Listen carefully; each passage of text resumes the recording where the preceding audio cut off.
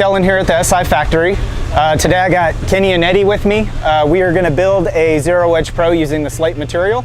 That way we can kind of show you little spots where you kind of want to watch out and basically make your install pretty smooth and easy. The first thing that Kenny and Eddie are going to do is they're basically going to pull their corner brackets out of the hardware kit, and they're basically going to slide them into the frame. That way they can connect all four pieces of the frame together.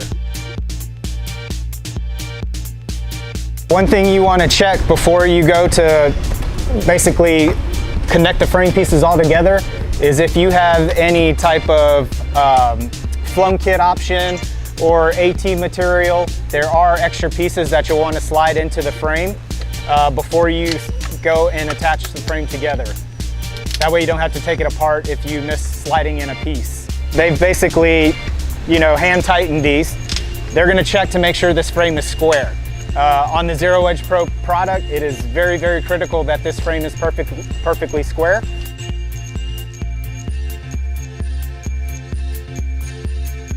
And tighten everything down. They know that they're square, so they're just going to tighten everything in. If you purchase your screen and you chose one of the LED options, you'll see that there are channel nuts already loaded into the bottom horizontal frame piece. You'll also see the hole where your LED lights are going to come through. So if you purchase it with the LED option, this is at the point where you would basically connect the LED harness to those brackets that are already included into the frame. And so you would just connect that, and that's how you attach your LED assembly plate to the frame. Basically going to remove the frame out of the equation. They're going to lay the material out, and then we'll lay the frame back on top of the material. Do not use a blade to cut this open. If you use a blade, you run the risk of cutting into the material. They will lay this frame down right on top of the material.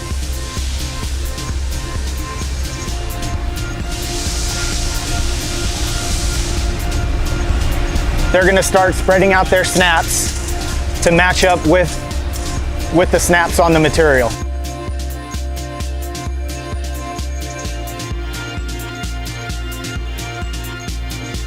Now in the snapping sequence, the first thing that you want to do is you want to snap in these corners. Next, once you have your corners attached, you're just going to start in the center. So center on one side of the horizontal, center on the other side, and then we're going to do the center on the verticals.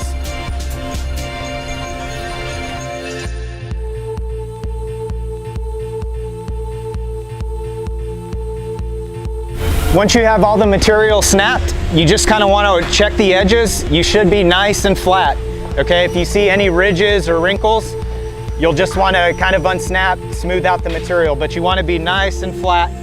We look like we're all flat here, so what they're going to do now is they're just going to flip it onto its backside. Once you flip it over, you should be able to see that your viewing surface is perfectly flat. So as you can see in here, we are perfectly flat, so everything's good. So we can go ahead and advance to the next step, which is attaching the trim. Once you put this trim on, you'll basically feel it just pop right into place on the back. You shouldn't have to use a lot of force, and he's just going to use the same motion, and he's going to make sure that he's nice and flush right here. The next step they're going to do is they're going to install the final Allen screw to basically lock in the frame. You're going to get your SI acrylic logo out of the hardware kit, and it'll basically just attach right in the middle on your lower horizontal frame piece. This screen is ready to be mounted on the wall. You'd basically put your two wall brackets up, and then you can just hang this just like a picture frame, and you're all good to go.